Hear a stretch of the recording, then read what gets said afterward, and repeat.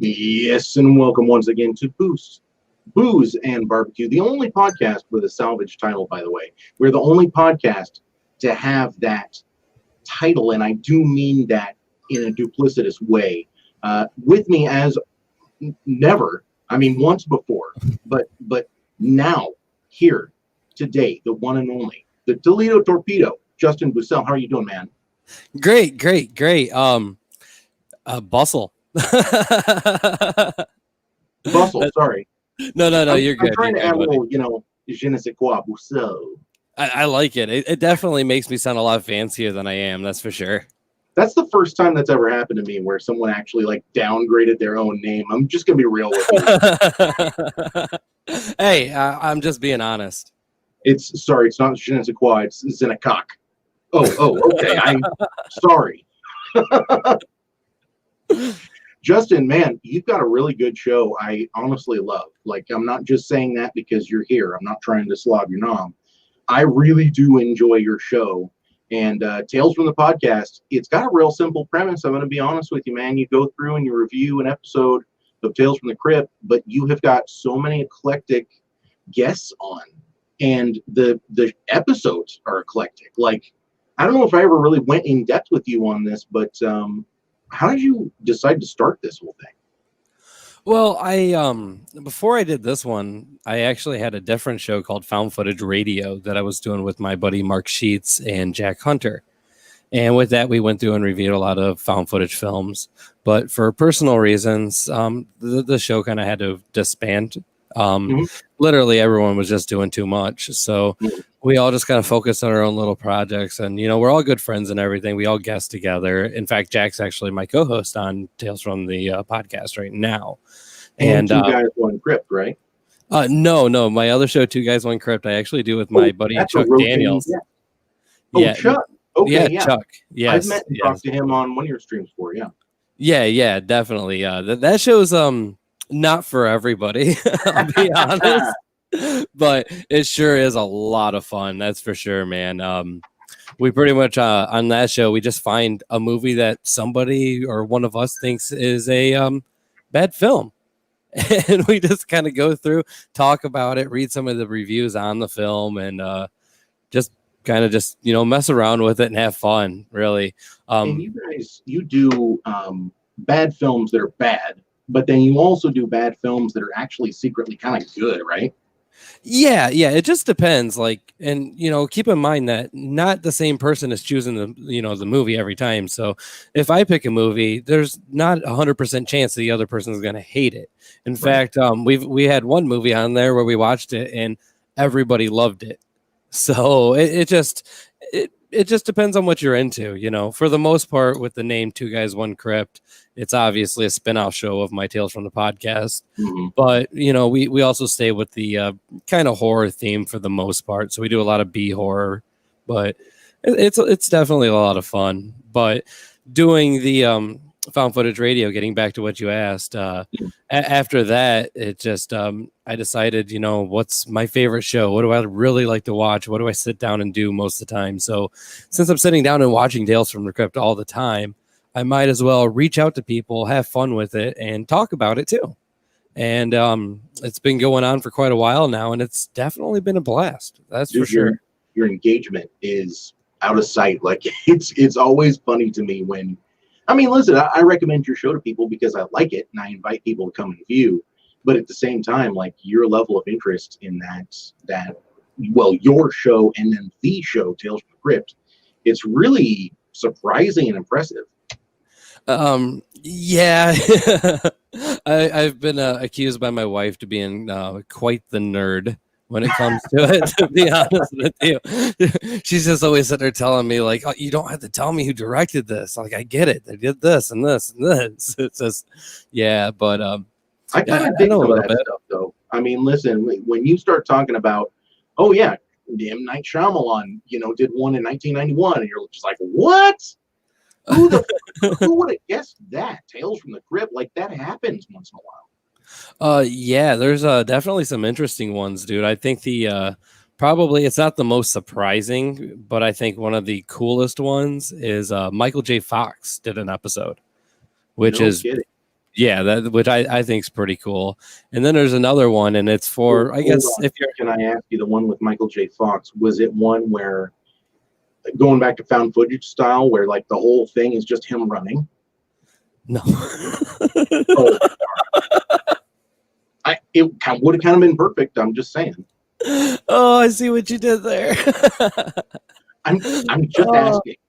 No, this is actually Michael J. Fox pre-Parkinson's, I guess you would say.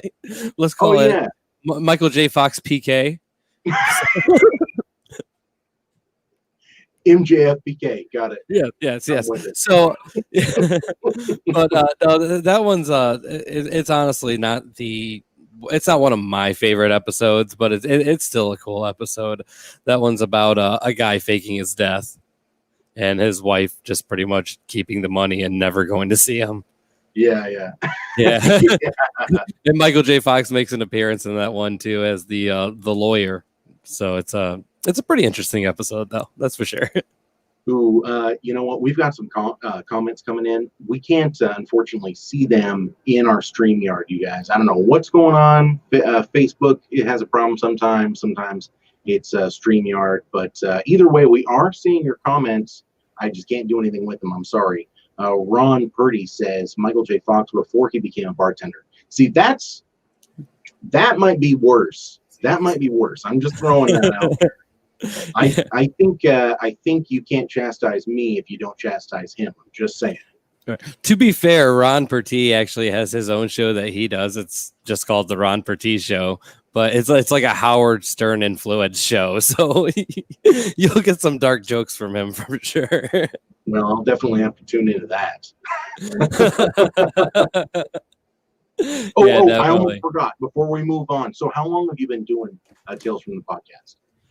It's I'm getting pretty close to 2 years. I think in April of doing this show, and it's just going straight through it in order. And I'm gonna be honest, I'm nowhere close to ending. I still got 4.5 seasons, 3 seasons of a cartoon show, 1 season of a game show that nobody really knows even existed. Plus, there's the radio show. Like it's going out there, and plus with the name like Tales from the Podcast, I can go through like Tales from the Dark Side and all that other stuff too, and still kind of keep it relevant to the name. Ooh, I wonder if you can go through the Goosebumps. I probably could, but there would be a lot of upset people. Probably. Yeah, that's a good point. That shit, I can't believe they marketed that shit to kids. Like that just blows my mind. Honestly, I'm not, and this is going to sound really like wussy on my part, but man, I just never really ingested that stuff. I didn't want to. I remember I was at like a daycare facility and they put on Secret of Nim. And when that one rat knifed the other rat in the back, I was just like, fuck it, dude, I'm out. Like I don't want to watch this. Give me some Legos and some Hot Wheels. I'm finished with whatever this is. So unfortunately, all those shows were like that for us when we were kids. Dude, they all were. And then you wonder, like, what is happening with the world? How come people have blah, blah, such and such? Look at what we're watching. Are you crazy? I don't know. I'm just saying. That's all I'm saying. Okay. No, you're completely right. The only thing going through my head is, do you remember Fern Gully? Yes, I do. That one fucked me up. Yeah, the big black smoke cloud that was like sucking on the tractor sludge thing. Yeah. Crazy scary. The Great Mouse Detective was similar to that. More knife play, a little bit of gunplay in there. People always think, oh, G.I. Joe's, that must have messed you up. How? They had a PSA at the end of every one. G.I. Joe's was nothing. It was the movies. Remember, kid, don't use icy hot to masturbate with. G.I. Joe. The more you know. I have that here somewhere. Where are we at here? The more you know. Do you? Do it. All right, we got one more comment in here. Tales from the Podcast is the best. It's from Anthony Davis. Tales from the Podcast is the best, especially when he has Jennifer Nagel on. Yes, that's actually I will probably agree with that. Jen is an awesome person, and actually she plays a character called Malvolia that we're doing a fundraiser for right now, which is been quite interesting to say the least. Mm-hmm. Yeah, it's pretty crazy, man. It's grown quite a bit, and we got 1 day left. So if anybody on here does want to go and check that out, you can go over to talesfromthepodcast.com/fundraiser. And there's a crap ton of prizes, signed movies, Tales from the Crypt, trading cards, replica stuff, comic books, a lot of comic books. There's a prize pack with movies. There's a camera. Just Wait, there's a camera? Yeah, there's a camera in there too. There's an HD camera that you can win, and it was used to film one of the Paranoia Tapes films. And crap. So yeah, there's that in there as well, and it's going pretty good. I will say though, I'm excited for it to end tomorrow. I do. Yeah. I've been sharing a lot of posts lately, but it's all going towards helping out Jennifer Nagel with Malvolia. So, we're hoping for the best for it. That's for sure.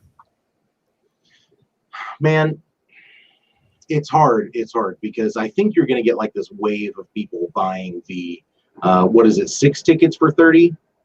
No, what we did is right now we have $5 is 1 entry. And $20 is 6 entries. But yesterday we did a live video and we decided to go ahead and say, screw it. $30 is 12 entries for the last 2 days. So we're really trying to hurry up and encourage a nice push on this. And like I said, just really get season 4 of Malvolia to take off and be the best it can be. A lot of this extra money is going to be going towards special effects and helping out with the crew. So we're just really excited to see what we can do to contribute to make it better. It's amazing what's happening these days with independent media, independent journalism, independent filmmaking. Look at what you and I are doing, for example, the whole podcast thing. There's just this weird layer of I don't know. I know I keep saying independence, but it's like this. It's the new media, right?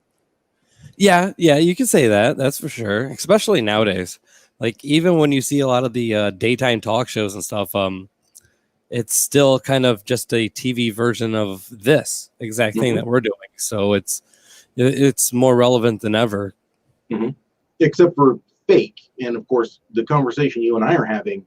It's very real. Like, back me up on this. I don't really give you a whole lot to go on when you come on my show. It's because I want our conversation to be organic. I just want it to go where it goes. And more often than not, we end up with something really good and really special. Right. I'll completely back you up on that. The only thing that we have in common today and that we discussed for this show is beer and pumpkin beer. That is 100% it. That's it. I think this is your sign that Justin wants to crack into a beer. So why don't we do that today? Our mystery beer of the week, ironically, Coy is not here. He's going to be very disappointed when he finds out about this. But Corianne from the Pardon My Fork podcast, oh, there we go, was able to find the Elysian Pumpkin Pack. So it's actually 4 different beers in here for me. It's the Great Pumpkin, which is the Imperial Pumpkin Ale, the Night Owl, which is their pumpkin ale, the Elysian Darkachino, which is a coffee pumpkin ale, and then what is that one? Dark O' the Moon, which is a pumpkin stout. Now, I know for a fact that Coy likes the Night Owl, so I'm going to start that off in his honor. What do you have there, Justin? I have the Dogfish Head Pumpkin Ale. I have never had this. I've actually just decided today. I was like, I'm going to go ahead and try something pumpkin flavored, and this is what I picked up. So I dig it, man. And you know what? Dogfish Head is good. They make some really, really good stuff. They have a beer. It's something like the San Paulo Moron, something like that. It's this incredible beer that's actually super hard to find on the West Coast. Huh. I might send you. Never heard of that. I'm gonna send you out in search of it for me. All right, definitely, dude. I'll be honest with you, dude. I did not know that I needed a bottle opener for this. Wait. Let me guess. Lighter. Everything that I have is not in front of me, to be honest with you. Yes, I am trying though with my table and I'm gonna get bitched at tomorrow. Yes, I'm gonna take a chunk out of that table. I've done it many times myself. Ooh. Got it. Oh, nice job. Cheers. Nothing either. Ooh, definitely. Let's check what this is out. Okay, he's sipping on his. This Elysian Night Owl, I'm just going to tell you guys right now, this is a spiced pumpkin ale. This is probably one of the best pumpkin ales. But we'll see what Justin thinks about his. He's making a face. It doesn't taste like pumpkin. Like at all. No. But does it taste like pumpkin spice? Like just the spices that you would put in a pumpkin? Why would somebody put that in a beer? Well, because they're delicious spices. There's cinnamon, nutmeg, clove. Some people do mace. Some people do allspice. Yeah, there's definitely, I get that clove taste. That's for sure. The cinnamon. It says on here, allspice, cinnamon, and nutmeg, brown sugar. There you go. And pumpkin. Don't taste the pumpkin, though. I'll be honest with you. But it's not bad. It's not bad at all. You got to be a little careful when you're making one of these with pumpkin in it. I'll just be honest with you, because I have a number of pumpkin beers I've tried that were very gourdy. They tasted like squash, and I did not like that at all. Fun fact for you, when you buy pumpkin puree in the store, like in the can, odds are it has no pumpkin in it. For the most part, it's just assorted squash. Yep, with a little bit of flavoring. You're 100% right. Yep. It's actually kind of messed up what they do to us. I got into a conversation with my brother just the other day about how, orange juice, they take all the color out of it and then add color to make them all look the same. So that's I don't know. I hate what they do. Flavor pack. That's what it's called. It's artificial coloring, citric acid, a couple different things. It's BS. Like you got to be really careful what kind of food you're ingesting these days. I mean, look at me. Do I look like I shy away from food? But amazingly, I need to still be very careful with what I eat. And for the most part, we just go grocery shopping out of our garden, to be honest. I'll be honest with you. I'm kind of jealous of what you eat. I got a picture earlier, and it was pretty tasty looking, man. That's for sure. It was those bison short ribs. Let me see if I can do. I wish you could send it to me. We'll figure it out. Maybe I'll vacuum pack it for you at some point. I don't know. We'll work it out.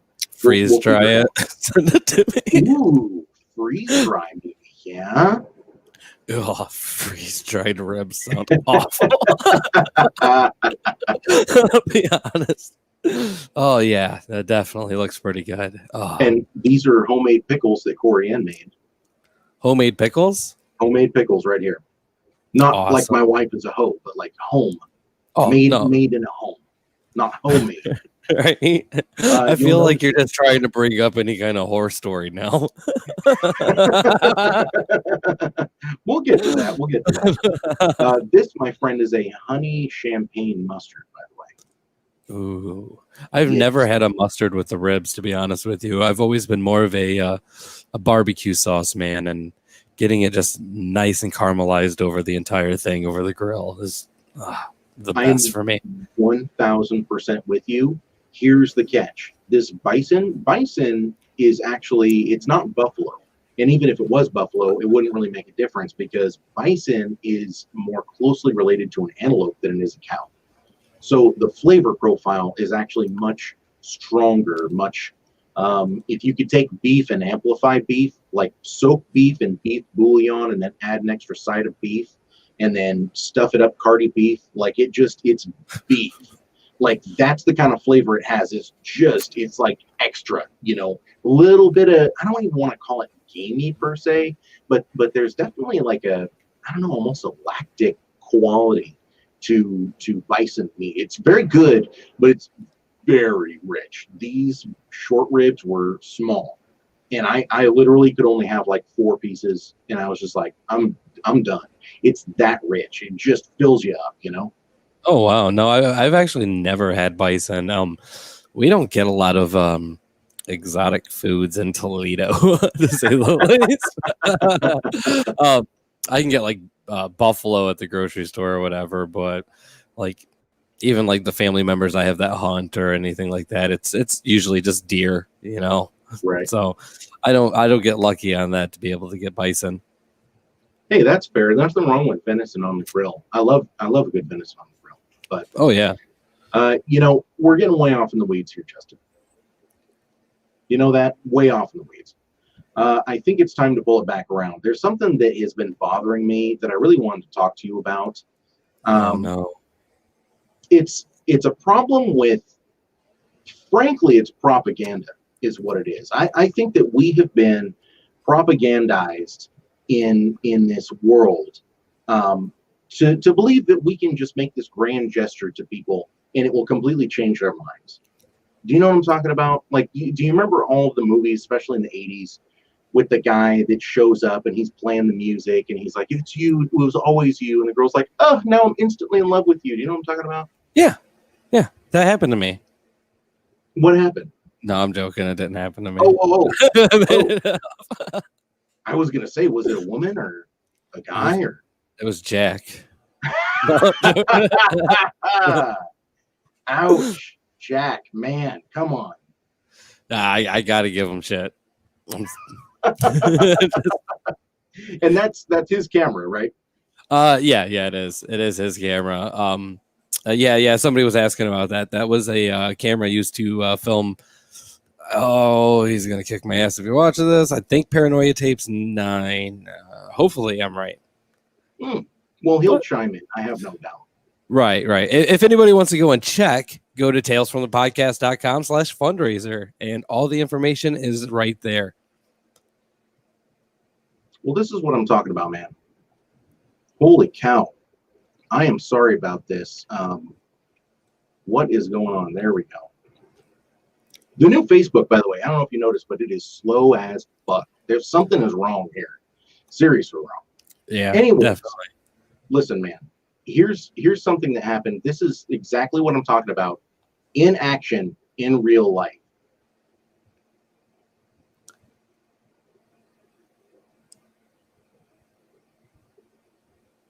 I don't speak Spanish, but obviously he's trying to serenade this young woman. Is there anything else that this could be?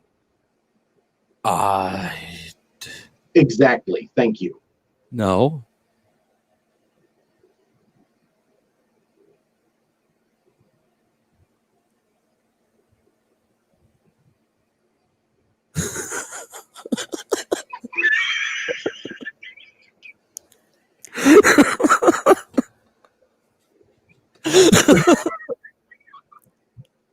Look at that man. Look at how defeated that man is. Can you believe that? Like, you don't like you in real time get to see somebody just go completely, just get crushed like instantly. like And we're not trying to make fun of the man. Okay, that's not what No. it's not about making fun of the man. It is about showing that we have a problem in this country, right? I don't think it's from this country.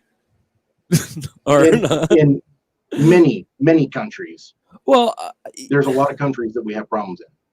yeah. That's You're right. I'm just saying this is a real problem. Okay. I think that people need to be taking a little bit more advice from a friend of ours here at the show. He hasn't been a guest on yet, but we like having him around. It's Uncle Lee, and he's got some advice for everyone out there.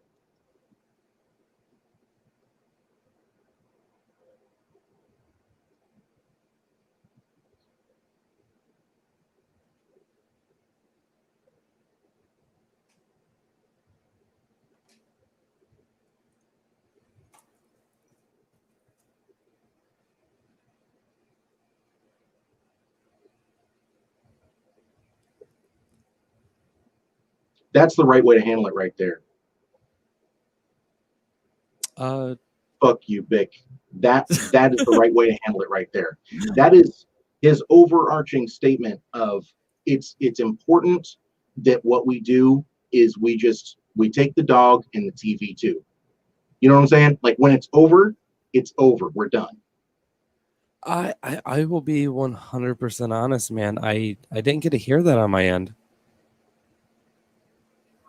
That's okay. I'm hoping that the other people can hear it. We'll see.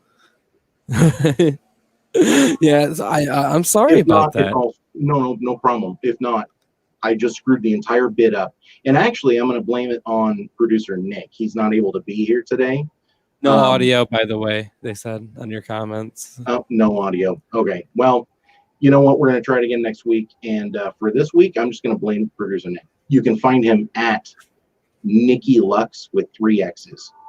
Ooh. Nikki with the Y, Lux with 3 X's. I actually asked him why the 3 X's. And he said, well, 1 X was taken. And I said, uh-huh. And he said, and 2 X's just looked weird. And I was like, oh. So we have the 3 X's. There we go. Which looks really, really cool, by the way. And hopefully he starts a OnlyFans. I feel like that name could take him places. Yeah, no, I'm sure it could. So if you want to read about him getting thrown underneath the bus and his side of this whole thing, just go over to Nikki with a Y, Lux, LUXXX on Twitter. And I'm sure he'll have some choice things to say to me. This is not the first time I've told him to get fucked on the show. A couple of weeks ago, he wasn't able to be here and similar technical issues. And I was just like, Nick couldn't be here, so fuck him too. And it was the same night that I told Dodge, like the company Dodge Trucks as a whole, as an entity, to suck my dick and balls. Yeah, technical difficulties. No question. Did Dodge ever reply? Yeah, they put a copyright claim on my video. Oh, yeah, but it's all good. I appealed. They actually took it off, but I'm not going to retract my statement. I stand by it. Fair enough. Mm-hmm. Who am I to argue that? Wait, you're no one to argue that. There's no reason for you to argue it because they're a mega conglomerate, okay? And listen, if I don't like the guy's spray tan that's explaining the new Dodge truck to me, then that's my right. I don't like it, and so that is my right, right? But I feel like it's rude if somebody spends enough time to go and get a really nice spray tan not to at least compliment and pretend you like it. Okay, but at a certain point, someone has to remind them to put those little shields, the one that just goes over your eyelids, instead of like Terminator shades. Okay, fair enough. That's a mistake, right? Depending on who you are, I feel like there might be somebody out there that could pull it off. Like, I'm sure somebody's tried. There has to be. Yeah, fair. If you've got a long enough mullet and it's just majestic enough, I'm sure you could pull it off. Also, you need a tan that stops about halfway up your upper arm. Oh yeah, definitely. But you're still wearing a tank top. Like you always wear a tank top, but for some reason the tan stops right there. It's really bizarre. You see that so much. I never thought about that. Yeah, you really, really do. It's a weird thing, but then once you notice it, you're just like, huh, what's the story there, I wonder? You know what I mean? I never really thought about it. Like, try to get inside of that person's head. It's like, all right, let's go do all our tanning in a t-shirt. But then any activity I do, got to be on a wife beater. Like any activity. If somebody sees me, got to take the shirt off. You know, chances are he probably gets into a lot of fights and just takes the t-shirt off right away. So he probably. Well, are you allowed to take your sleeves off when you're at work? Depending your job, like me personally, what I do, you wouldn't want to. You want those things on? Well, that's true. You don't want to get skin cancer. Yeah, you'll instantly fry and burn. It's. Speaking of, you are a professional welder, are you not? Yes, I am. I think so. What would you classify professional? Anyone that makes money doing it. Okay, yeah, definitely. Justin, I have a fun game that I'm going to do with you. It's going to be rating weld fails. Are you ready for this? All right. First up, we've got what appears to be some porosity, my friend. Appears? I'm thinking that right in this area right here where the weld is cracked, and then in this area where the weld is cracked, those are actually load-bearing areas, is my assumption. You know, this card that is cut here to gusset this angle doesn't look too bad, but the fitment of this angle is maybe lacking in some ways. Do you have thoughts? Yeah, I can actually really tell what's wrong here. First off, you can tell that it's done with a stick welder, just the way that it's on there. Even with the MIG welder, for the most part, most people can get that in there to the point where it's actually going to hold. And you're right about the point where it breaks. If you look above it just a little bit, you can see where the metal actually bends up right there. So you can tell that they didn't penetrate at all, especially with the way it looks. If it was a weld that actually penetrated, the metal would actually blend into the other metal that is there, and you would actually not see it like just sitting on top. So that's pretty much, like I guess we joke around like a bubble gum, style hold on it. So there's no penetration there at all, at all, and that's why it snapped there. And then you can tell that it's definitely a stick welder too, just because of like that really, really heavy slag and everything that's left over there. Mm-hmm. Like I'm pointing at it like I don't have the mouse. Okay, these little bumpies right here, right? Yeah, getting a lot of spatter on there, and then like there's no hold on there at all. There's very few parts where you get penetration. You get a little bit of penetration on the top part of that angle right there where your mouse is a little bit to the right, and that's literally about it. Well, I guess if you go down right there too, yeah, and that's it. They didn't even. Oh, it looks so bad. And on the on the end of the last bracket going down on the side, you can tell that they had their heat up too much. They cut into the actual metal too. Yeah. So they obviously have no idea how to run the machine that they're running.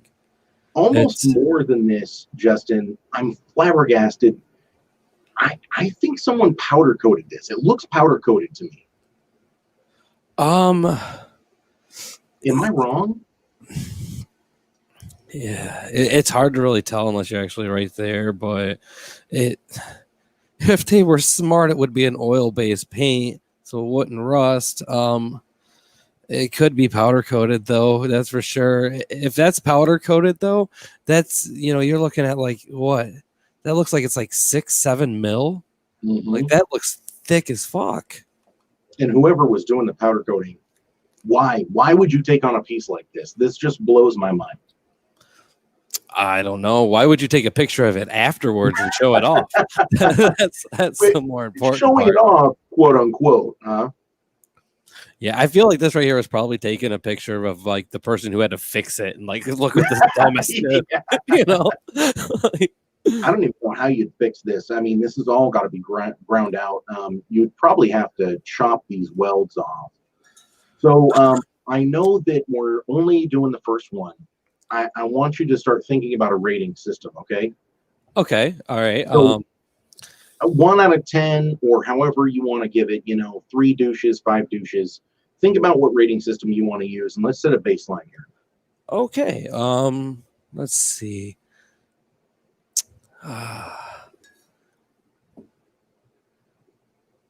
That's like a 2 shitheads. A 2 shitheads. Okay. All right. I like that. Yeah. That's so rough. And going to like what you were saying about fixing it, you would have to replace that entire top plate. You would have to bevel it on the inside, weld the inside of that really good, like really good. Do the outside corner joint there, and then grind it down, make it look really nice, and then have a flat plate put back on there and re-welded the entire thing. But like realistically, you're almost better off just starting that one new. That would take so much work, especially getting that powder coat off. Right, exactly. You'd have to send it to go get burnt off. You would need some specialty tools just to do that. Oh, yeah, dude. Yeah. All right. Here is the next the next one up. This is an exhaust.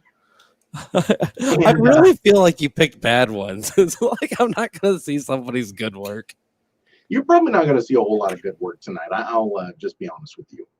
Yeah, Fair enough. so this person did not have a coupler, obviously, like a reducer, Oh, but God. they made it work. They made it work.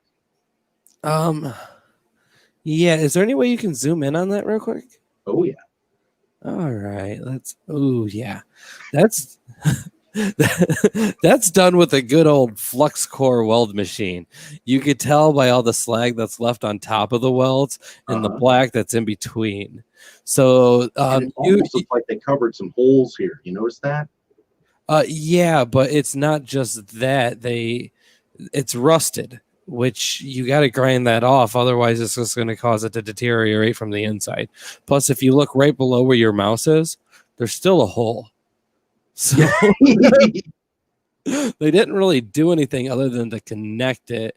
And with that kind of weld being so cold, and like you could tell on the top, they hit it a little bit because you can see how the metal's a little bit shinier.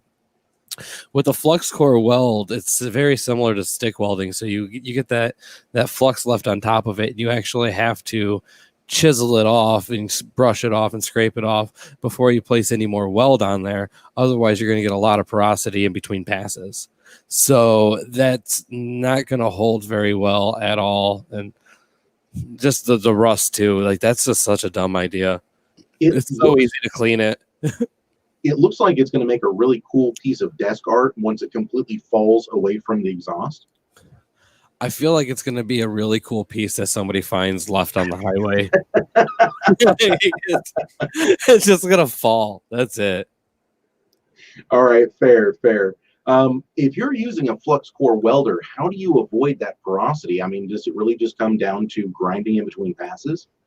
Well, not necessarily grinding. You can use like a small chiseling hammer, and just like after you go and do your first initial pass all the way around what you need to do, then you go and you scrape and chisel all that off, and then use a brush, or you could use a wire wheel and just go and hit it all the way around, make sure all that slag's off, and that you have a nice, shiny layer of metal there. And you want to make sure it's obviously hot enough to penetrate both sides. With this, you can really see how the welds are all laying right on top of it, so you can see that it's not penetrated at all. It's really bad. That's for sure. If you've got a thin-walled exhaust, and I may or may, this is not my photo, disclaimer, but I may or may not have some experience with trying to weld thin metal with a Harbor Freight flux core that's only got 2 settings. Yeah, so, I've done it too.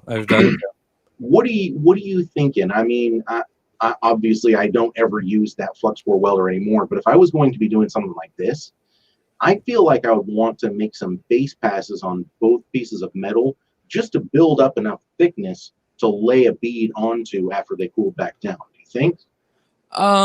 Yeah, but if you do, you got to really make sure that you clean it off afterwards. I mean, like really, really clean it off. And then once you go and you actually do have that built up a little bit, you would want to, get them really close together and really turn that setting up pretty high for that first pass that you do, so that you're not only like blending both pieces of metal, but you're actually going to be melting down a lot of the passes that you've laid on top of that. So it's not necessarily a bad idea to do it. Ideally, though, for a thin pipe like that, you're looking at like 4 to 8 mil pipe for that for the most part. And at least that's what it was when I built them. So like I actually used to do those for a living. But you definitely want to use gas. It keeps it a lot cooler and you can go a lot quicker. That's for sure. Well, and something with temperature control, right? Yeah. It's technically not temperature control. You get your amperage and your wire speed. Yeah. But yeah, definitely. For it's something better like than that, having a dial that's hot and then hotter. Yeah, that's definitely for sure. But to be fair, if you know how to weld and you're used to a machine, you can pretty much make anything work. I've used those cheap kind of welders like that and actually fixed like propane tanks and stuff like that. So and tanks are that's highly pressurized. So you as long as you get good with it and know what you're doing and know how to heat things up properly, you'll be fine. Listen to that, everybody. taking some advice, taking some real world advice from this man. This isn't just bullshit. This is a dude that knows what he's talking about. We're going to find out how much you know when we look at the next one. I actually have no idea what the next photo is, but why don't we go ahead and find out here? All right. Oh, do you want me to rate that one? Oh, yes. All right. So the last one was what, 2? This is definitely like 3 shitheads. This is 3 shitheads. Okay. 3 shitheads. And one of them's in the bottom of the picture. I'm guessing that on your scale, the fewer shitheads, the better. I'm gonna go with the more the better. The more the better. Okay. Yeah. 10 out of 10. Mm-hmm. Like, yeah, I don't know. I guess, realistically, I should have probably thought that one through before I picked it. It doesn't make any sense, but yeah, we're doing it. She rides. No. All right, check this out. This looks like it's some kind of a cross member that's been custom made. This appears to be a piece of square tube, and these appear to be square tube as well. And I'm just going to go out on a limb here and say they have an oil leak, Justin. Oh, maybe just a little bit of one. That's for sure. God, that looks horrible. Why would you cut it like that? And keep in mind, my friend, it's not just about how bad the welds are. It's what it's holding up. This is obviously a transmission cross member. Yeah. So these welds are holding a transmission into a car. Oh, that shouldn't be, though, especially the way that that's cut and made. Like, that is not very good at all. Every one of those welds is pretty much a butt joint weld. So to be able to even penetrate and make that weld even decent, every single one of those pieces needs to be beveled. Otherwise, you are not getting shit for penetration. Like, to be 100% honest, unless you're beveling it, especially considering, like, what would you say that's at least 1/8 inch steel? Yeah. So you need to bevel that for sure. And then that looks, oh man, that looks so bad. That's definitely one of those flux core welders too. There's just too much buildup and porosity on there for it to be anything else. And the person didn't know what they were doing and couldn't get it to penetrate. Like, you can see that they just struggled trying to get the 2 pieces to connect together for the most part on that top piece. Well, and you know what, dude? The more you look at it, the worse it gets, because I see some holes, big holes right here. Oh, yeah. But then when I look up here, it's like it's hardly even connected at all at the top. No, which makes no sense at all. That I don't understand why they would do this. Like, I really, really do not get it. Like, it's, oh man, you can tell they didn't bevel any of that metal, dude. Like, there's no penetration there whatsoever. You can go down there with like a 3-pound ball peen and fucking just knock that thing right off. I guarantee it. Is there any claim? I mean, I'm sure we can't really tell from here, but I would almost bet money that they didn't try to clean this metal off and it was just rusty paint, whatever. Yeah, you can definitely tell that it kind of reminds me of like what you would find, like almost like a bed frame type thing. Mm-hmm. It looks like it's something similar to that kind of cut up, where it was like probably already painted and it looked like they probably just cut it to fit and then maybe went around and maybe took a little bit off the corners where they needed to go, or enough to at least place the ground. But that's so bad. I don't understand why they would do that the way they did. There's no way, like, that's not holding this, the type of joints that you're welding there are just not ideal for anything that's important. And folks tuning in, I am so enjoying just how like damaging to Justin's soul this whole thing is. This is amazing. Like, this is why people call me to come over and fix this shit. I can't tell you how many times I've went somewhere and somebody's already done it and it looks like this, and they're like, well, it didn't hold, I'm not sure why. It's like, you're not sure, This needs another beer from me. Right. You know what makes this a little bit worse is that you can actually see on the inside corner of the top piece where it is. They didn't even bother to weld that part, and they didn't bother to really do too much weld on the other corner too. Oh yeah, look down here. There's no weld at the bottom at all. No, and then look up and to the left into that upper corner, like the inside corner. Mm-hmm. You can inside corner over to the all the way over here. No. To your right a little bit and down. The inside corner where the pieces meet on the top. Mm-hmm. Yeah, there's nothing going across there. That's going to be something where you're going to have a lot of pressure right there. And to be honest, with anything that you're trying to actually hold a lot of pressure with, you should really go with TIG welding or stick welding. MIG welding tends to be a little bit more flexible and easier to break. I guess you could say, with a stick weld, you get a nice, really, really strong hold on it, especially something that you're trying to keep in place.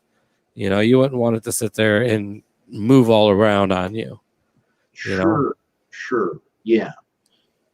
That's why stick is still, I know pipe fitters that still do stick all the time. Don't get me wrong. I know pipe fitters that do TIG on stainless as well, but that's in a controlled environment. When you're out on a job site, you're using a stick. You're not really using a MIG.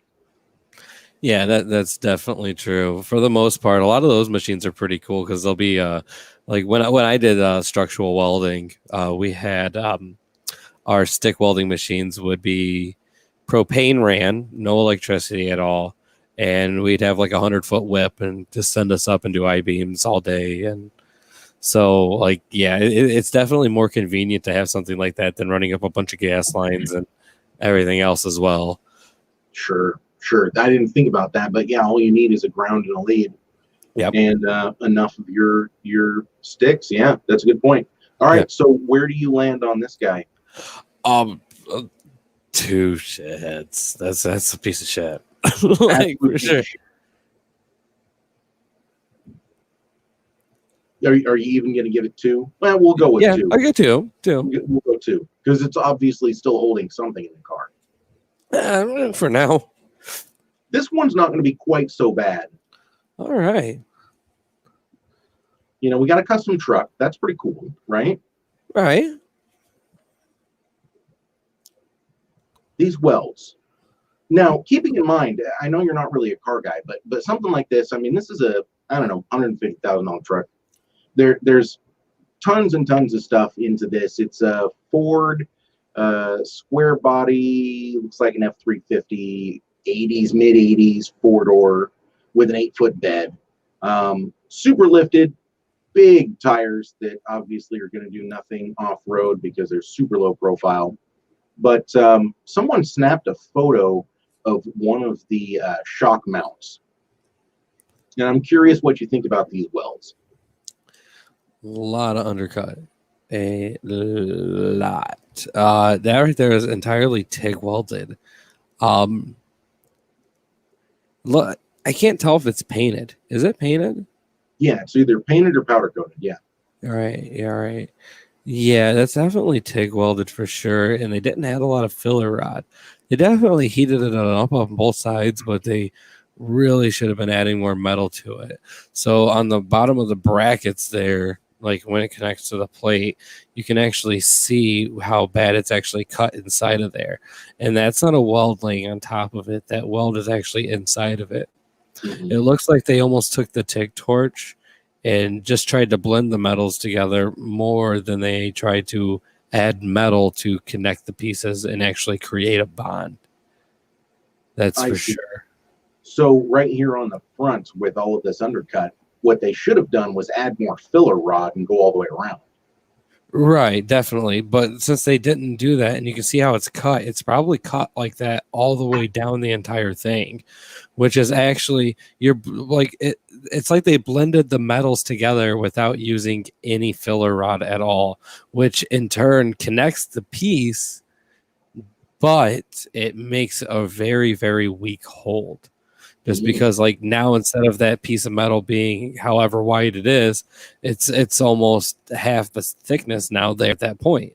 So if there's any pressure applied to any of this stuff, it's more likely to break than if you would have actually done it the correct way and used filler rod to actually go around it. It looks like they did do the filler rod on the top, but it's kind of hard to tell You're talking on the about these top of areas like those. this and like this. Yes. No, I'm talking about on the top of the pieces of the brackets. Oh, Up right up there. here. Yeah, it looks like they did there, but I'm not sure. You can tell entirely going up and down and around the bracket, so it's entirely undercut. But it looks like on the sides there was a little bit of added. Like I guarantee, to me, it looks like they slowly used the TIG machine and just blended the metal together.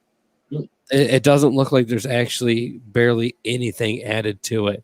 There's probably points where it is a little bit thicker, but that's probably from taking the torch and actually moving it across. Once you do that, some of the excess puddle goes with it. So there could be spots that would actually do it like that.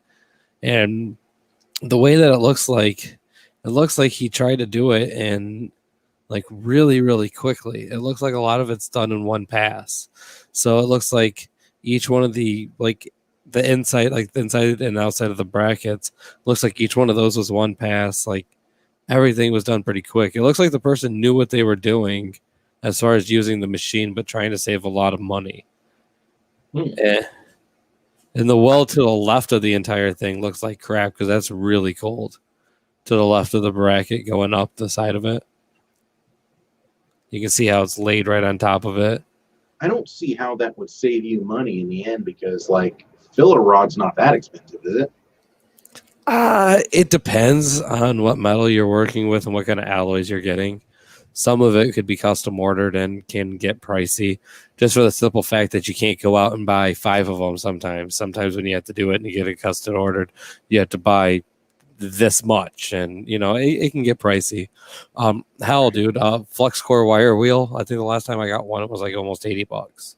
Ooh, okay. So it depends. Like some of that stuff can really go up there. Well, so what would you do before I get your shithead rating? What would you do to fix this weld, or is it fixable?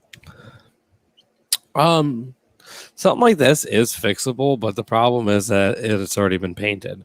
So like it sucks to have to sit there and take all that paint off, but if you take all the paint off and re-go over the entire thing, you could probably get a decent weld over it, but it's always advised to just pretty much start over if you can, just because adding more welds to it will make it a little bit weaker, but it's not going to be like a humongous difference too. Then again, I'm not sure exactly how much weight and pressure is going to be put on something like this. So this is a shock mount. You know what the shocks look like on a vehicle. Yes. This truck probably weighs around, I don't know, 6,000 pounds, 7,000 pounds maybe if it's a diesel. All right. And so if you're rumbling down the highway with those big fat steamroller tires and you hit a stack of 2x4s in the freeway thinking, man, fuck it. My thing is just going to be able to roll right over it because I'm in a monster truck. You could be looking at hundreds of thousands of pounds per square inch on those welds. Yeah, you might want to definitely probably redo the whole thing then. Like don't get me wrong. Like if you go over it could be okay, but I would definitely redo the entire thing if possible. Definitely TIG weld it though. You want something that's going to hold really strong with that. That's for sure.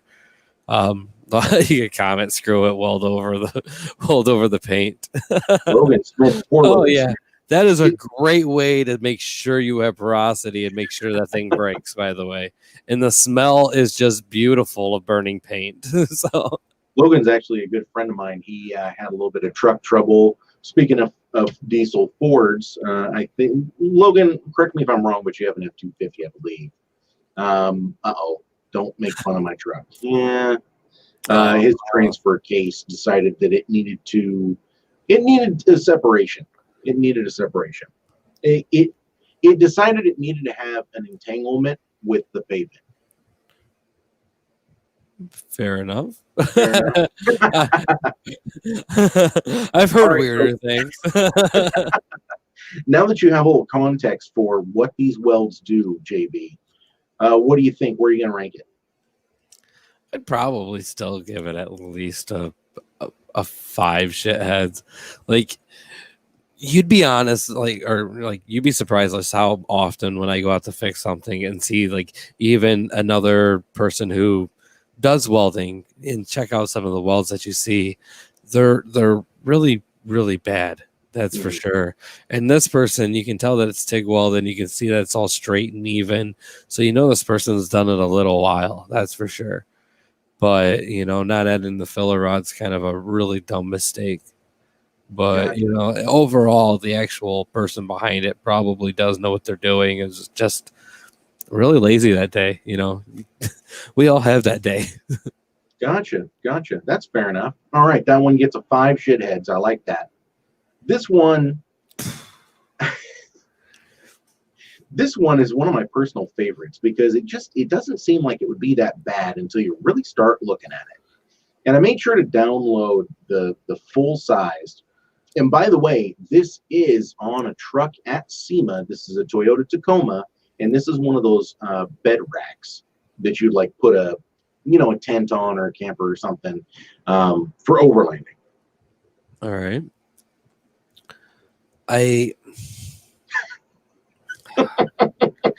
Obviously it's painted. Underneath it is a lot of rust. I can't stress enough. It's not good to weld rust. It's really not. Like I can't stress that enough. If you have rust on something, just grind it off or buy a new pipe. It could always be worse. But it almost looks like it came out of a bubble or something. You notice that?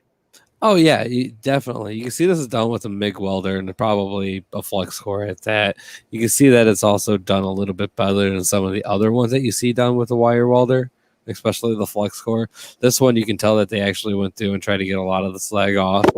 But as far as that point right there in the middle where you see that rust bubble, they probably had a nice piece of rust right there, and that was probably their stopping point too. So they were trying to probably get it all there together, and all the porosity and everything from the weld pushing through it was all in one spot and had to come out. What they should have done there is after that actually came out, they should have went and got a grinder and grinded that little piece down and all the rust that was in that little bubble and refill it and do it a couple more times if needed, just depending on how much is actually inside of the metal coming up after you went and heated it up again. This insane amount of undercut, bro. What do you make of that? They had it really, really hot. Just because you went and actually talked about it and everything, I know that this right here is something that was done with like one of those 2 setting ones, you know what I mean? And they probably had to go to the high setting, especially considering how thick that plate is on the bottom. Just to penetrate that, you'd have to get it pretty hot. That's for sure. That's what she said. That yes. Is it though? But yeah, I guarantee that's what it is. They probably just worked with what they had. Overall, though, this one's not as bad as some of the other ones that you've been showing me. Like this is probably this is better than the other one considering the way it's welded. Like it's gonna hold for what it is, so I can't blame them for using a cheap machine. So I'd give this one at least like a 6 shitheads. I love this fucking scale. 6 shitheads on this one. I like that. There's not a whole lot more to say about this weld. I mean, it is what it is. Does this look like to you that they started in the thin spot and maybe they should have started their weld over here in a thicker spot?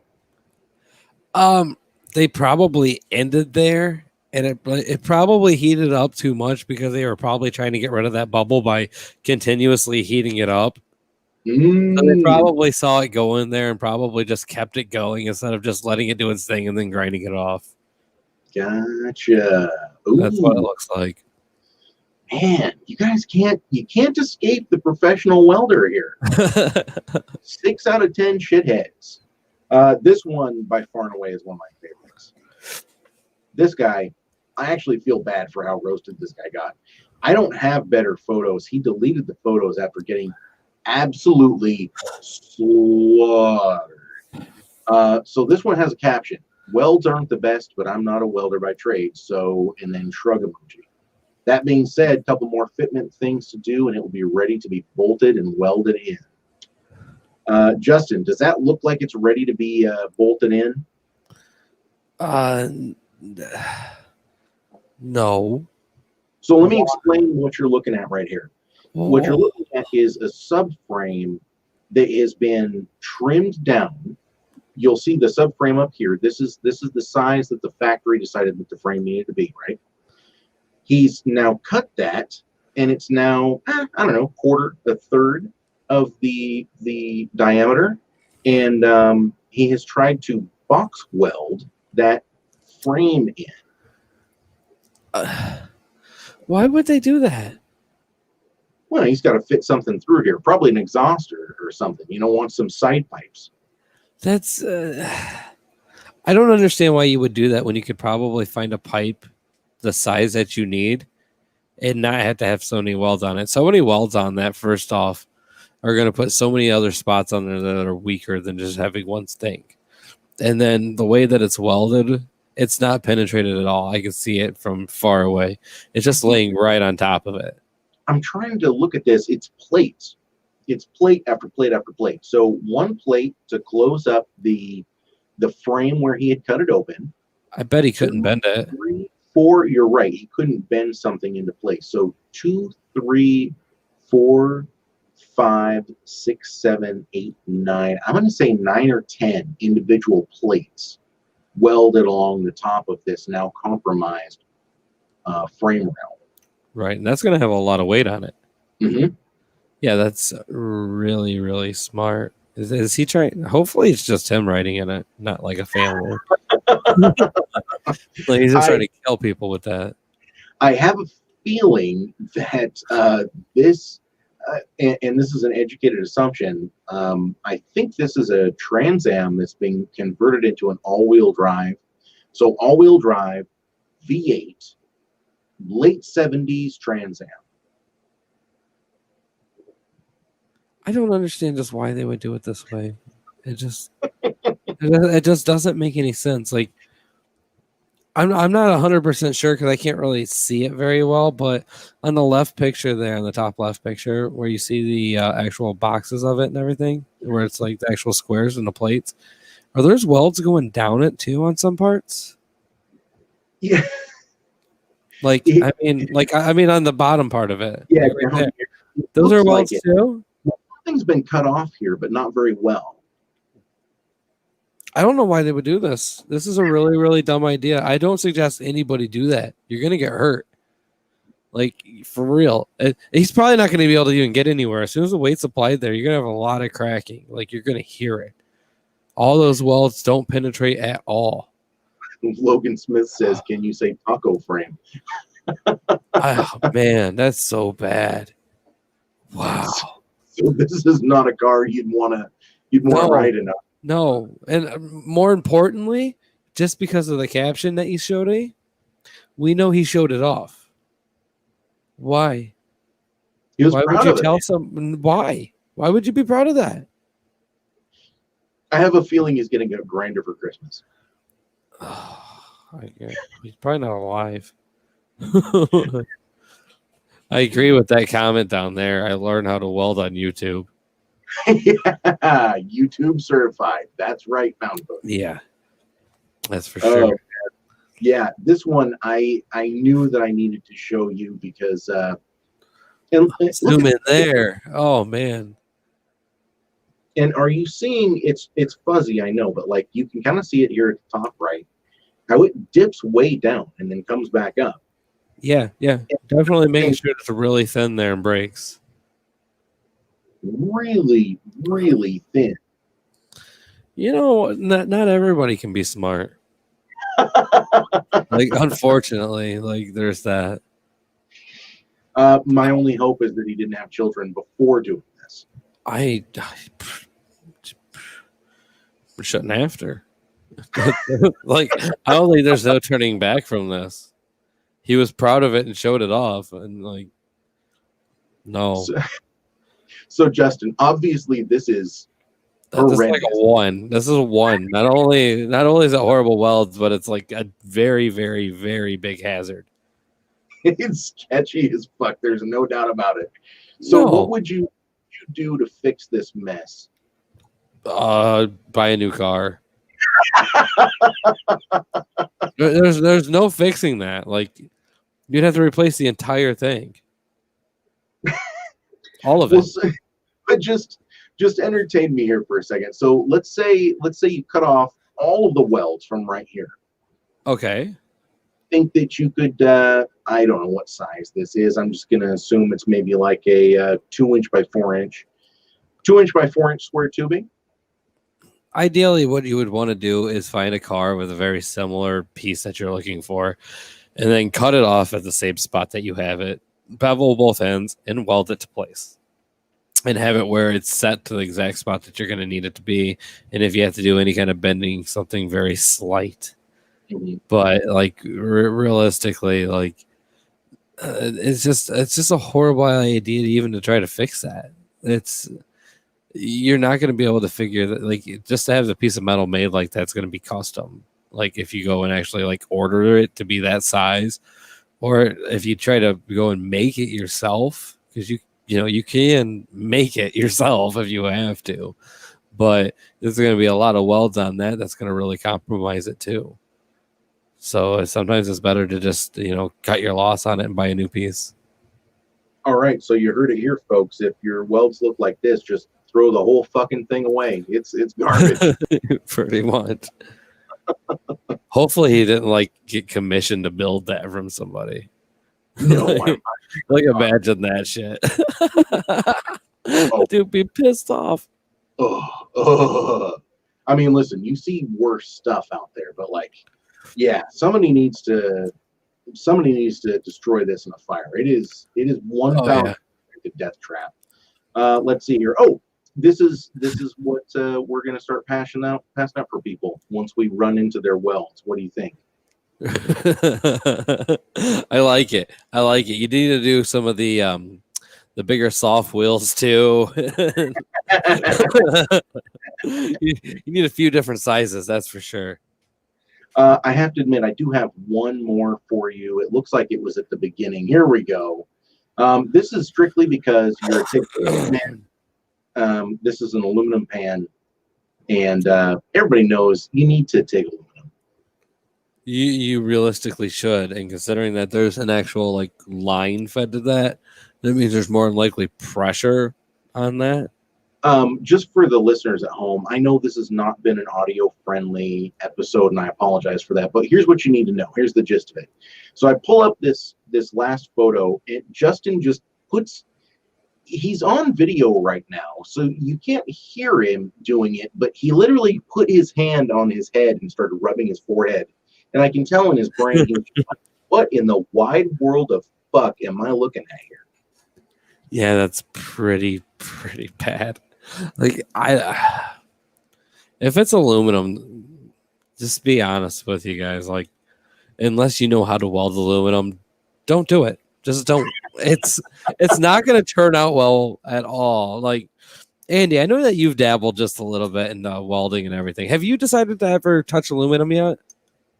I have not done anything with aluminum. As a matter of fact, I ended up getting rid of my TIG machine because it was a discontinued model, and I didn't want to get stuck with a machine I couldn't get serviced.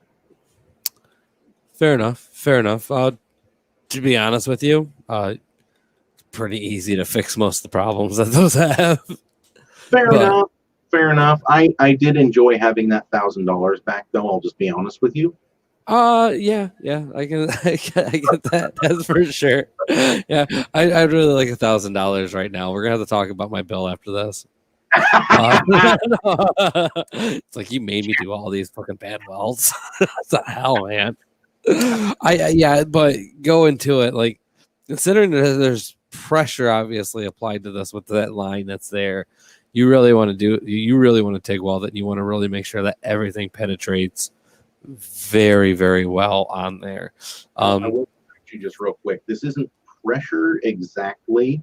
What it is a turbo drain line. So it's draining an oil pan. And by the way, just the fact that they welded, we still don't want it to leak. No, and the fact that they welded a box onto the bottom of an oil pan for their oil drain return is outrageous. Like, you should have just put a bung up here. It needs to flow this direction for a reason. Right. And them doing this is sketchy at best. Right. Which this starting off with what you just said right there, it was a horrible idea to weld anything to that. First off, like the chances of them taking that pan down, cleaning it off, getting all of the oil off on the inside of it first is probably slim to none, which would explain why those welds are so heavily applied, because they probably burnt through there multiple times trying to get a weld to hold. Just that oil on there is going to just blow it right out. And it's going to just smell horrible. It's going to look horrible, cause a lot of buildup because you're just going to do pass after pass after pass. Not to mention, like, there's so many holes in that. So many. And, like, that does look, though, like it was done with... looks like it's done with, like, a gas MIG welding machine. It doesn't look like it was stick, and it doesn't look like there's flux core. Like, it just... Like, because around like where you can see where the line's actually draining in, it doesn't look as bad right there. And I guarantee that's because you're not getting where the oil was on that. Yeah. And I'm not sure what they had inside that pan there, but it probably didn't connect well either. And they probably tested it by putting water and stuff in that too, just to see if it would leak. And that's probably why they just kept adding and adding and adding to it, because it probably just kept leaking. They probably couldn't get an actual solid hold where it just went in through both pieces of metal and held it together. So like, those spots you're talking about. So like this blob right here. Yeah, I guarantee they blew right through that with the oil on the other side of that. Right, and obviously the same thing here. And then strangely, this one here, there's this huge blob that goes halfway up the curve of the oil pan. Right, they probably applied too much heat to the oil pan on that one. And they probably burnt it up really fast going upwards. They probably started there on that side just to test it and probably tack it. And there's probably like a lot of excess oil in that spot. And then the same, just like, well, the whole thing, like there's so much oil in there. Like I could see that they tried their best to put it in spots where you wouldn't get it.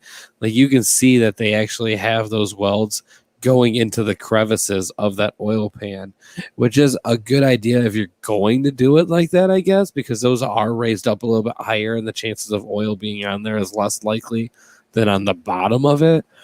But considering where it is, you're still applying heat to that bottom piece that's right next to it. So you're still getting a lot of that blowout there. I gotcha. Yeah. Well, so, I mean, to be honest with you, man, this doesn't sound like a fixable situation. No, I strongly don't suggest welding anything to something else that had oil in it without cleaning it off, or welding anything to it in general. Like that's just as dumb as like, oh, I'm going to go and weld something onto my gas tank. It's really not the smartest idea in the world to weld on things that are flammable. I could be wrong. I'm not a firefighter or anybody who's a professional, person with flames, but I know how to weld, and that's bad. That's really bad. Just a little bit of oil on something can cause a lot of problems. So as far as somebody calls you and says, "Hey, man, I just can't get this thing to stop leaking," and then they hand you that. Well, it's aluminum. Are they family, or because I will admit that I definitely give family a different price when I charge them, but if they bring it to me, they're probably looking at to fix it, or do they come with the new parts? Well, first of all, is it fixable?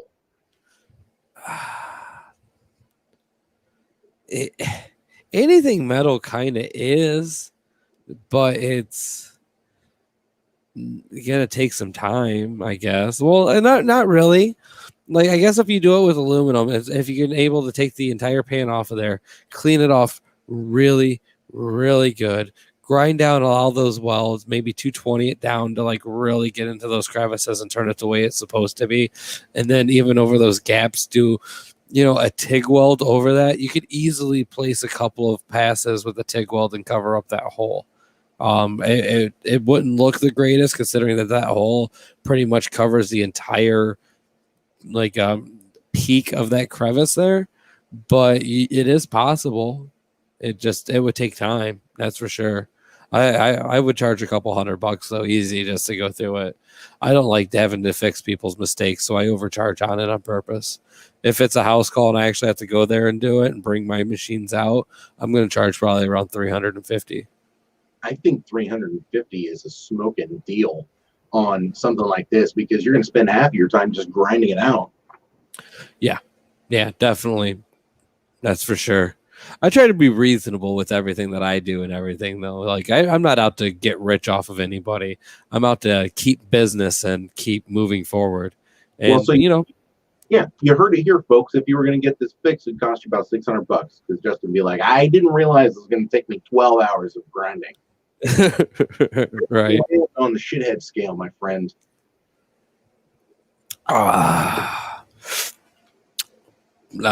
3.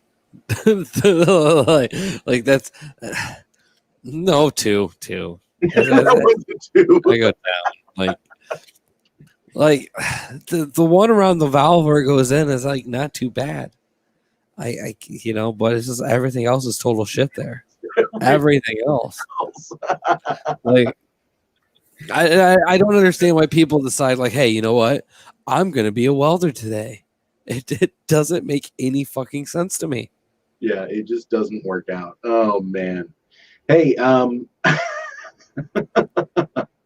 these welds, dude. I'm sorry. That is so hilarious to me having you run through these. Oh man. Well, here's the bottom line: is definitely don't try to box in your own frame rails. No, don't. Don't do any of the things that were on there.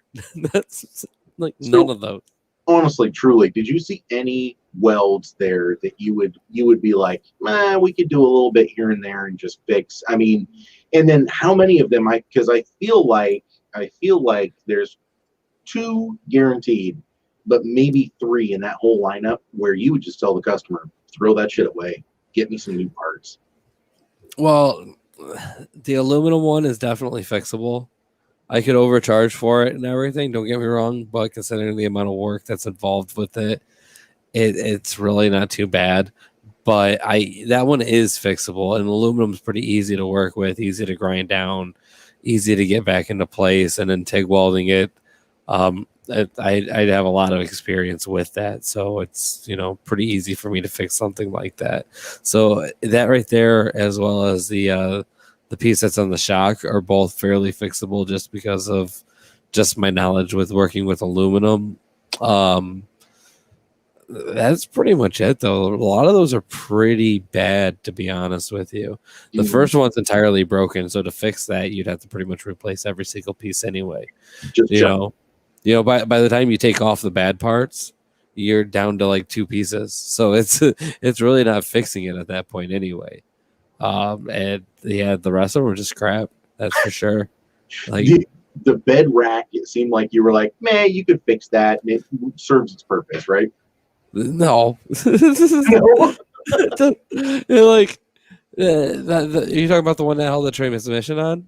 No. I'm talking about the one that was on the bed liner. It was sitting on the bed liner. Oh, yeah. You know what? I forgot about that one. That one's actually not too bad either. That one right there would be an easy fix, too. Yeah, I forgot about that one, to be fair. It's ugly as fuck, dude. It looks so bad. And the funny thing is, for me, I mean, something like that, it has to be precision measured so that you have a level top, right? And well, if you cared about that. Well, yeah, sure enough. But let's say you were building something like that for a customer. Like, you would not send it out the door looking like, well, maybe you would. No. No, not at all. No, to be fair with something like that, I would definitely use a MIG machine for sure for it, just because it's simple. It's nothing really big. But something, a MIG wire machine with gas for sure. Yeah. Definitely. Yeah. And do something really just nice and clean and smooth on it. The way that should look after it's done would just have like one simple smooth bead going around the entire bottom of it, with it penetrating very well and not looking like it's sitting on top of it. But And the reality of it is too, with a weld like that, it's kind of like doing like a flange on a car or whatever. It's the same concept there. It literally takes maybe 25-30 seconds to do those welds if you do it the right way. It's just about having the right machine for the tool, or my right machine for the job. The user's tool. I gotcha. For most of those welds, yeah. That's for sure. Well, listen, man, we've run way over time. However, I would be remiss if I didn't do this before I let you go. It's everybody's favorite segment, Smoke and Deal. Okay, I'm down.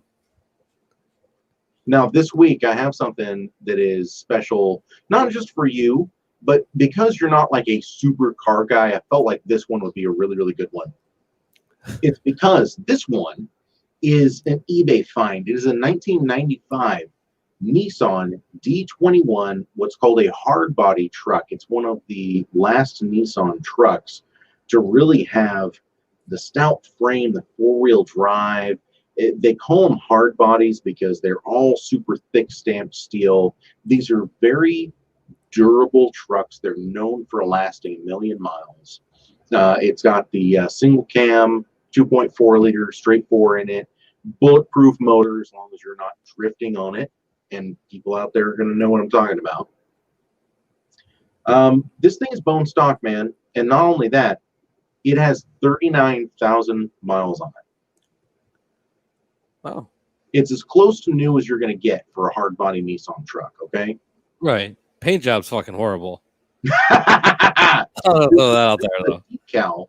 It has the splash decal that was very popular in the early 90s. I remember seeing Rangers with them. Mm-hmm. Oh, yeah. Matter of fact, I think they made a Ranger Splash. I believe they did. Kind of reminds me of like Save from the Bell. Oh, yeah. Saved by the Bell. I forgot about that show. This is totally Zach Morris's truck. Right. What a douche. He really was the villain of that show. Yeah, definitely was. Yeah, but people need to watch it. They'll understand. It was still a lot of fun, though. Like I used to watch it all the time. Man, that's another one of those examples of stuff that I just couldn't watch. Like I never got into the teenage high school shows. I just couldn't, man. I don't know why. It seemed so cheesy to me even then. I was just like, what the fuck is happening here? I'm 12 years old. I know this isn't how high school works. Like I get it. Right. With me, it was different. I kind of got sucked into it because Beast Wars was on right afterwards. So so I watched it because I knew Beast Wars was on next. Let's see here, Beast Wars, the Transformers Beast Wars? Yes. the really, really poorly rated Beast Wars. That shit hit. That show was worth every penny. I loved watching that show. That show was right up there next to Reboot. Dude, it made no money at all. I don't care. I love it. I still have the gorilla somewhere. I bet it's worth no money. Oh no, I guarantee I can get $5 for it. Okay, yeah. Guarantee. Throw it on eBay for a collector. No. No, I save a lot of them. I'm a sucker for that stuff. You're such a child of the 90s. I love it. So speaking of saving something for other people, this truck, honestly, I wish I knew the backstory. Like, did somebody buy it and then die? Like, what happened? Why does this thing only have 39,000 miles on it? They couldn't have known it would be a collector's item. And I mean, it's not really a collector's item per se, but it's definitely something that people are going to seek out. You know, vehicles like this, JB, they're really similar to the comic books of our childhood, or the records, if you collect records of our childhood. You know, people are willing to know. I feel like Teenage Mutant Ninja Turtles issue #1 and at least a 9 to a 9.5 would probably sell for a higher price than this truck. You might be right. We're gonna find out. We're gonna find out. You might be right. Let's run through the photos real quick of this truck. Not bad looking. I mean, listen, it's a factory D21 four-wheel drive truck. It's a XE, you know, it's pristine. It still has the window sticker from the dealership, man. 18 miles to the gallon, city 20 highway. That seems pretty high for this. I don't think you're getting that kind of fuel economy out of them. That's way better than my truck. What kind of truck do you have again? I got a Sierra. Oh yeah. I get if I'm on a good day, 14 miles a gallon. No matter. On a bad day, it's like 8 to 10. It's bad. This is not wanting to zoom in for me, but can you tell what that says? I think it's 18,399. Where at? Right here, 18,399. That's what that looks like to me. That's what it looks like.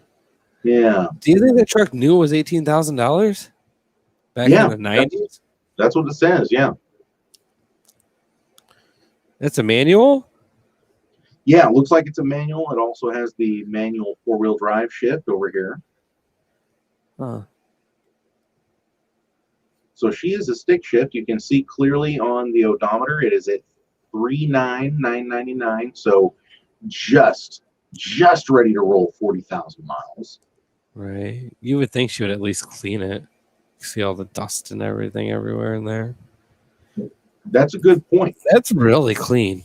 That is really clean. The engine bay is crazy clean. Wow. How do they do that?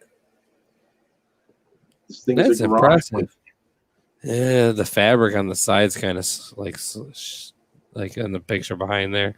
No, the next one after that on the door. And you see the inside. Yeah. You see how the fabric on the door there is kind of bunched up, where they probably did a repair. Yep, you're right. Yeah, we have some bunched up fabric. Wow, I didn't know I was going to have like a classifier on here. I totally lost what the name was. There's a name for people who come through and judge cars in that way, and I completely lost it screwing that up. Anywho, let's move on. Hold on, you need to figure out what this is called so I can get a better job. It ain't gonna pay better once you got, I guarantee that. Oh, well, never mind that. Oh, dude, these jump seats, these sideways jump seats. So my dad had a Ford Ranger that had the jump seats. And I actually have a good memory of being in jump seats when I was a kid, real young. I remember riding in the jump seats. And then we had a really harsh winter here in Oregon, I don't know, 10 years ago, 12 years ago, where it snowed a ton. And it was Christmas, and we were snowed in. My dad drove his 4-wheel drive Ranger up and picked up my wife and I, and we both rode from Portland to just outside of Salem in the jump seats of his little Ranger. It's a weird thing to think back on, but these were definitely the popular way to go for small pickups. I remember them very well, dude. I have a lot of memories of them. I'm not a fan, to say the least. They're not the most comfortable seat for a bigger guy. I'm gonna throw that out there. Either. You know, and to be a bigger guy, you were obviously a bigger kid, so they were not fun at all. I am very curious though, just because of the way this looks. When I had to sit back there, I don't remember having like speakers in the back like that. That's different. That's cool. Mm-hmm. I wonder what that is all about there. Yeah, I don't know. They almost. I wonder what the sound system of that sounds like. They look factory, but at the same time, I'm kind of looking at them going, I wonder if that's factory. You know what I mean? It really makes, like, I've never seen that factory before. Never. Right. But I'm not a car guy. You know what I mean? Like, I know a little bit. I know enough to get by, but I've never seen anything like that before. That's kind of cool, though. It's interesting the way it's set up. Mm-hmm. Mm-hmm. I do dig that. More general photos here. The climate control. Oh, I love it. I absolutely love it. And then look at the stereo, bro. A tape deck? I am down. I'm in. The tape decks do everything you need these days because you can get that tape that you stick in, and then it's got the cord that goes into a headphone jack. Uh-oh, I just realized a problem. I like how you say these days. Most phones are moving away from headphone jacks, bro. That's the problem. You know what? There could be a market for a tape adapter that's Bluetooth enabled. I don't have a phone jack on mine. Oh, yeah, you don't, do you? No, I got that Google Pixel phone and there's nothing. Like it sucks. I have to go Bluetooth. It's like they're really encouraging you to buy the fancy headphones. They're trying to go as minimalistic as possible. They got me. I'm not gonna lie.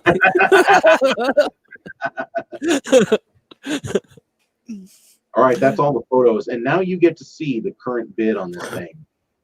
That's what it's already being bid at. That's what it's bid at is 11,008. When is the bid ending? Bid ends. I don't know actually. When does bidding end? I don't know. Got a lot of people chiming in on your thing. Oh, here we go. Time left 20 hours 59 minutes. So it ends at the end of tomorrow. Huh. I'd be interesting when it ends at. I don't think it will get over 14, and I still think it's a pretty decent deal for what it is. It's like we don't get to see it like start up or anything, but considering how low miles are on it, what it is, just for the simple fact that, you know, even myself not even being that big into vehicles and everything, I even know that a lot of these older Nissan trucks have been known to run forever. So like just that alone, like it's well worth it. The only thing that sucks is like the only comparable thing that you really see are like some of those like smaller like GMC or Chevy trucks out there, and you can get those manual ones for like under $1,000 all day every day. Yeah. So that's the only thing that sucks. So like, you know, not being a car person but still understanding the idea of collecting like and what something new or like that is, like it could be worth it. Like it looks cool. Like I don't like the paint job or the decals or whatever the fuck that is. Like we've got Logan Smith saying smoke and deal as of now because that's a clean truck. You know, I don't know that I am going to agree with him. It falls in a gray area for me. You have, going back to the whole collector idea, you have people who basically collect vehicles like this, or they have some, you know, childhood attachment to them or something like that. Right. And so it causes them to overspend, if I can just be real here. Because listen, man, I get it. It's got 40,000 miles on it. It's a 95. It's an old truck. Like, ideally, I wouldn't be spending more than, I don't know, $3,000 or $4,000 for this. Right now, it's almost 12,000, and it sounds to me like as long as it stays under maybe 14-ish, you're leaning towards a deal. Right. It realistically, I bet the person on the other side of that bid is somebody like us that has a fond like memories of their dad or mom driving one. I could not agree more. That's like the only kind of market that's gonna like go for. I don't know anybody who's like, oh man, I got that new Nissan collectible. So like I don't think like their stuff's in like super high demand, but that's the only like, which is cool, I guess, to each their own. We all like our own stuff. So as long as I don't know, like as long as they get under 14, it's probably a decent deal. Okay, yeah. I'm leaning towards where you're at. Logan Smith says, I will fight you, fool. It's clean. My truck is broken as fuck. I'd take it. Better mile per gallon and suspension. Well, you know, he's not wrong there. So it kind of sounds like this might be a deal, bro. Are we going towards a deal? Yeah, I'm going to go towards a deal for sure. Definitely. Okay. We've been hitting the deals recently, which is odd for me, but you know, it's a nice change. It's a nice change. Right. That's for sure. That one was actually pretty decent. Do we do more, or is there just one? That's the one, man. If Coy had been here, I had a Nissan race car that's for sale. It was it's a 300ZX twin turbo. It's all built up like a race car. It was never titled. It was actually sold as a body in white to a race team, and so it's fetching a little bit of money, low 20s. But it's not like super huge because it doesn't have a title. It can't be titled. There's no VIN stamped on the chassis. It was sold as what a body in white is. They call it that because usually car manufacturers use a white primer base for their vehicles. And so when you buy a body in white, basically what that means is you're buying the unibody with the subframes attached, nothing else. No running gear, no motor, no transmission, no nothing. And then you just go from there with whatever you want. And this was an X IMSA training car / backup car. And so full cage from the early 90s and, all the electronics from the early 90s and the motor from the early 90s. Still puts out, the ad said it puts out 600 and some odd horsepower. So, I mean, pretty legit. But I decided for you, my friend, since it was just you and me, we were going to go with the classic truck. Fair enough. Definitely fun, man. That's for sure. Well, I appreciate you saying that, man. And by the way, I appreciate you being on. Let everybody know where they can find you and what you have going on. All right. Well, you can pretty much find me anywhere and everywhere. I'm on Twitter. I'm on Instagram. I'm on Facebook. We got a group. We got our page. And just go to talesfromthepodcast.com and go scroll down to the bottom. And we actually have it set up with little logos to everything too. So if you click on the YouTube link, that will take us to our YouTube page. If you click on the Facebook link, that will take us to the Facebook page. If you do the Facebook group, etc., pretty easy to find. That's for sure. We're out there, we're not hiding. So just look up anything Tales from the Podcast, and you'll find us. And you guys really do have to go and check it out. It's a fun show. JB does a great job. And I'm looking forward to doing, 7 or 8 more episodes before your run's over. I guarantee probably more than that. Eventually, some of these people are going to be like, dude, no, not another one. There's too many. There's not enough that are car oriented. That's the problem. Well, we found the we have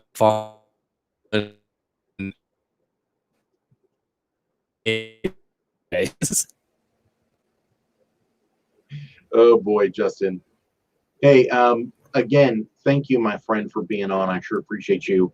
Hang out after we run the credits. We'll talk a little bit more, okay? Sounds good, buddy. Thank you for having me. All right, man. And you guys, thank you for tuning in. Thank you for telling a friend. That it really is what keeps us going here. So please do tell everyone about what's going on here. Spread the good news, spread the good word. Facebook.com/BoostBoostBBQ, @BoostBoostBBQ on all social media, Spreaker, SoundCloud, Spotify, all of those good ones, all your podcatchers. You can find us under Boost, Booze, and Barbecue. So thank you so much for listening. Thank you, JB. And for Justin, this is Andy, and we will see you next time. Bye.